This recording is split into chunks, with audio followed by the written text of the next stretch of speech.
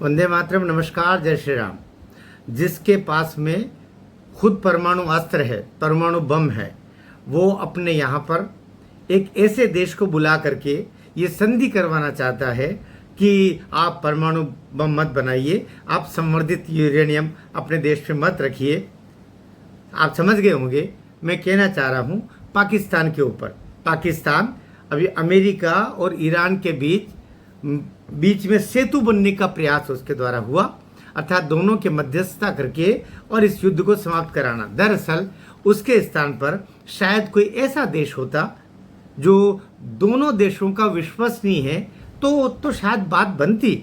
लेकिन मुनीर जो मैं बहुत अगर कटु बोलूं तो अंडर गारमेंट भी वो पहनता है जो व्हाइट हाउस से तय होता है। ऐसे में उस व्यक्ति पर भरोसा करके, और शहबाज हुसैन की जहाँ तक बात है, शहबाज तो मुनीर के पीए हैं।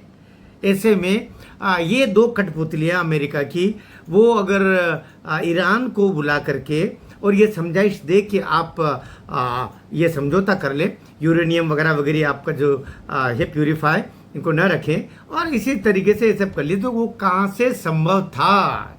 ये संभव था ही नहीं।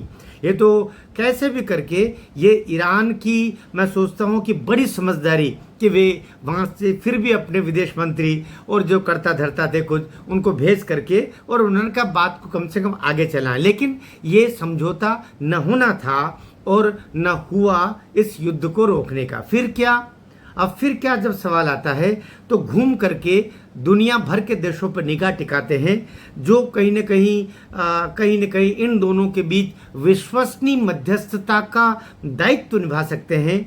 तो आप क्या सोचते हैं? रूस जो ईरान की तरफ पहले से ही है, चीन जो ईरान की तरफ पूरी तरीके से पहले से ही है, या यूरोपियन कुछ देश जो पहले से ही झुक रहे हैं ईरान की ओर, या फिर वो देश जो अमेरिका के साथ में लग करके, या फिर जिन देशों के राष्ट्राध्यक्षों को अमेरिका आधी रात को उठा करके अपने यहाँ ले गया, क्या उन देशों के राष्ट्राध्यक्ष से कल्पना की जा सकती है कि मध्यस्थता करेंगे? फिर दुनिया भर में केवल एक नाम निकल के आता है, एक देश का नाम ही निकल के आता है जो मध्यस्थता यदि करते या यदि करे तो सफलतापूर्वक इस युद्ध को शांति के रास्ते पर ले जा करके एक अनुकूल, सार्थक, विश्वसनीय, दूरगामी और दुनिया के भले वाला एक कोई समझौता करा सकते हैं। उस देश का नाम है भारतवर्ष, उस देश का नाम है इंडिया, उस देश का नाम है हिंदुस्तान, जो प्रकारांतर से एक में होकर के अब न इंडिया रहा है, अब न हिंदुस्तान रहा है, बल्कि उसका नाम हो गया है भारत।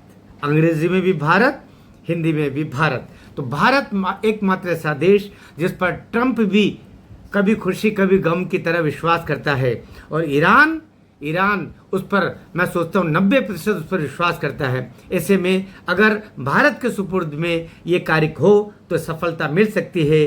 दुनिया के देश मिलकर के भारत को आग्रह करे, अमेरिका, ईरान दोनों आग्रह करे, तो शायद बात बन सकती है कि मोदी जी आगे आए, भारत आगे आए और समझौता हो जाए और दुनिया में सुकून चैन वापस लौटे। मैं सोचता हूँ वीडियो में आपको भी